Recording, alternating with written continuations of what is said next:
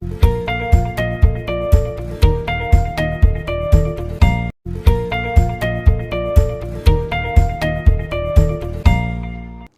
The lord. యేసుక్రీస్తు దివ్యనామంలో ఉదయకాల సమయంలో వాక్యం వింటున్న మీ అందరికీ నా హృదయపూర్వక వందనాలు తెలియజేస్తున్నాను. దేవుని బిడ్డలారా, పడిపోయాం, అన్ని విధాలా ఓడిపోయాం, ఇక ఎప్పటికీ పైకి లేయలేమేమో. ఆ కుటుంబం పడిపోయింది, వ్యక్తిగత జీవితం పడిపోయింది, వ్యాపారం పడిపోయింది, నా జీవితంలో ముందుకు నేను నడిపించబడలేకుండా ఉన్నాను అని బాధపడుతున్నావా? ఏం బాధపడద్దు. ఒకవేళ నువ్వు పడిపోయినా కూడా దేవుడి ఉదయకాల సమయంలో ఏమంటున్నాడు తెలుసా? కీర్తన 113వ అధ్యాయం 8వ వచనం, ఆయన నేల నుండి దరిద్రులను లేవనెత్తువాడు, పెంట కుప్ప మీద నుండి బీదలను పైకెత్తువాడు. ఎంత గొప్ప మాట అండి!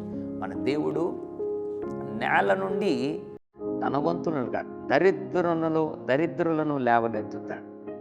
పెంట కుప్ప మీద నుండి బీదలను పైకెత్తుతాడు. పెంట కుప్ప అంటే ఒకసారి ఆలోచించి, పెంట కుప్పపై పడిన వాడిని ఎవరైనా లోకంలో ఎత్తగలరా? పట్టుకోగలరా? నేనున్నాను, నీ చెయ్యి నాకు ఇవ్వు అని అనగలరా? ఎవరు అనరు. ఎందుకనంటే పెంట కుప్ప మీద ఉన్న వాడిని ఎవరు ప్రేమించారు. మన దేవుడు అంటే నేల నుండి లేవనెత్తుతాడు, పెంట కుప్ప నుండి కూడా పైకెత్తుతాడు.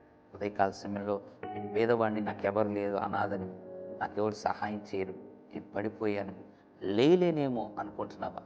దేవుని పాదాలను పట్టుకోగలిగితే ఏ స్థితిలో నువ్వు పడిపోయినా, ఎంత భయంకరమైన పెంట కుప్పలపైన నువ్వు కూరుకుపోయినా, శ్వాసంతో ప్రార్థన చేయగలిగితే ఆయన నిన్ను లేవనెత్తి నీ జీవితాన్ని నిలబెడతాడు. దేవుడు నిన్ను, నీ కుటుంబాన్ని అట్లో నిలబెట్టుకుంటాడు.